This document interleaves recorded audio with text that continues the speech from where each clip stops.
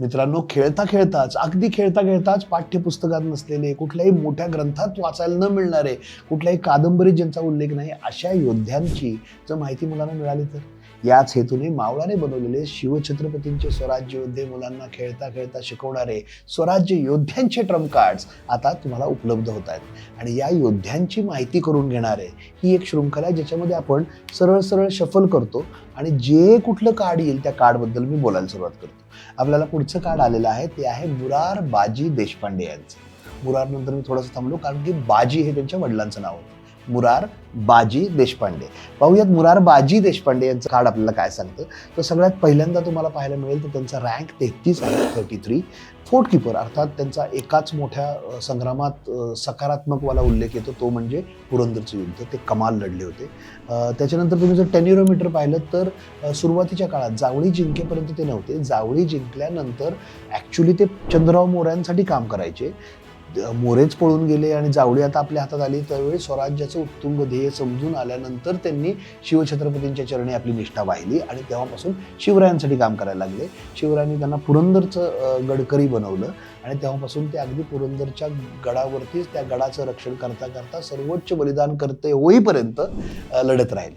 असे मुरार बाजी. त्यांचं तुम्हाला टेन्युअर त्यामुळे 50 दिसतंय. युद्ध सहभाग कमी आहे. आता तुम्हाला इथे टेन्युअर आणि युद्ध सहभागामधला फरक कळेल. पदावधी म्हणजे काय, त्यांनी किती वर्ष आयुष्यातली स्वराज्यासाठी घालवले, किती टक्के. तर 50% आयुष्य यांनी स्वराज्यासाठी घालवलं आणि 50 पैकी 20% युद्धांमध्ये ते होते. सो पुरंदरच्या एका युद्धात ते होते. ते युद्ध बऱ्याच दिवस चाललं त्यामुळे 20 हे तुम्हाला युद्ध सहभाग दिसेल. परफॉर्मन्स 6 आहे कारण की ओव्हरऑल काम करताना निष्ठेने दुर्ग राखला या कामासाठी त्यांना परफॉर्मन्स 6 आहे. पण रिमार्केबल फीट 9 आहे. आता एवढ्या प्रचंड बलाढ्य सैन्याविरुद्ध दिलेर खानची तर जिद्दीला पेटला होता की मला कसल्याही परिस्थितीत हा दुर्ग पाहिजे. तिथं वज्रगड पडल्यानंतर सुद्धा दुर्ग लढवत ठेवणं हे कमाल काम मुरार बाजी देशपांडेंनी केलं. त्यांचा इन्सिग्निया बघितलं तर तुम्हाला सुवर्णमोल 1 दिसेल.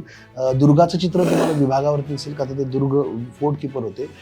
सर्वोच्च बलिदानाचं अर्थात खूप मोठं बलिदान त्यांचं होतं ज्यांनी खूप मोठं महाराजांना पण धीर दिला. पुरंदर जाऊ दिला नाही. दिलेर खानाला बरोबर चेपला. आणि मधला जो जीवन दिसतोय तर पंचबाजी असं त्यांचे ॲक्च्युली बाजी धरून 5 भाऊ होते. मुरार बाजी धरून 5 भाऊ होते. बाजींचे 5ही पुत्र पुढे अनेक मार्गांमध्ये त्यांचे पुतणे काका असे अनेक जण स्वराज्यासाठी लढले. आपल्याला फक्त मुरार बाजी माहिती आहेत पण संभाजी महाराजांच्या याच्यात पोतनीसी करणारे होते म्हणून नंतर त्यांचं आडनाव पोतनीस पडलं. आत्ता पिरंगुटजवळ जे पोतनीस आहेत ते मुरार बाजी देशपांडे यांचे वंशज आहेत. सो असे हे मुरार बाजी देशपांडे प्रचंड त्वेषाने दोन्ही तलवारी हातात घेऊन लढताना आपल्याला त्यांचं चित्र पाहायला मिळेल. असे आपल्याला या भागात बघायला मिळाले. त्यांचा तुमच्याशी संवाद आपल्याला करता आला. पाहूया या भागात मुरार बाजी भेटले, पुढच्या भागात कोण भेटतंय. तोपर्यंत जय शिवराय.